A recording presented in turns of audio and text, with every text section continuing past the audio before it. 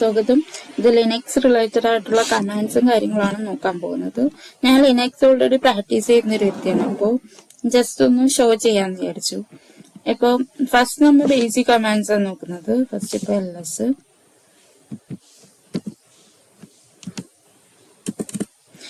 എന്ന് വെച്ചാൽ ഷോ ചെയ്യാൻ വേണ്ടിയിട്ടാണ്, ആ ഒരു ലിസ്റ്റ് ഷോ ചെയ്യാൻ വേണ്ടിയിട്ടാണ്. ഇനി ls -l എന്ന് പറയുമ്പോൾ ലോങ് ലിസ്റ്റ് ആയിരിക്കും.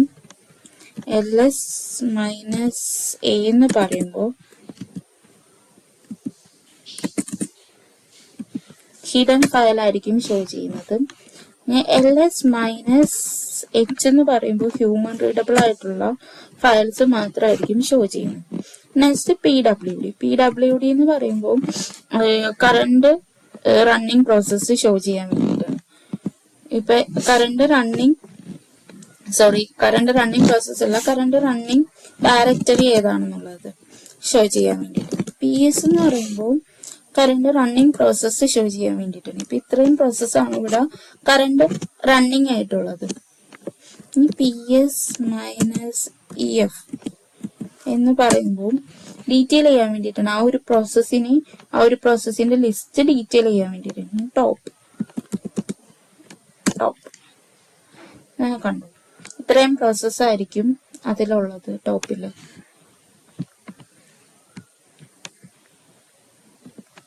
ഇത് നമ്മ എന്റർ ആകാൻ വേണ്ടിട്ട് Q കൊടുക്കും.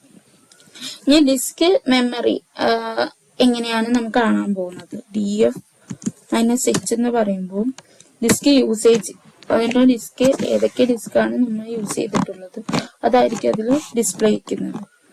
ഇനി ഇതിൽ തന്നെ നമുക്ക് ചെക്ക് ചെയ്യണം,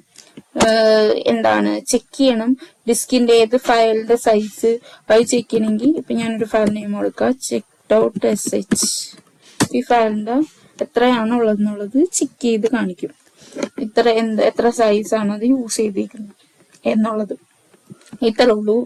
ഇതാണ് നമ്മുടെ ഫസ്റ്റ് ബേസിക് കമന്റ്സ്. ഇനി ഒരുപാട് കമന്റ്സ് ആയിട്ട് പുറകെ വരും. Tata, bye bye.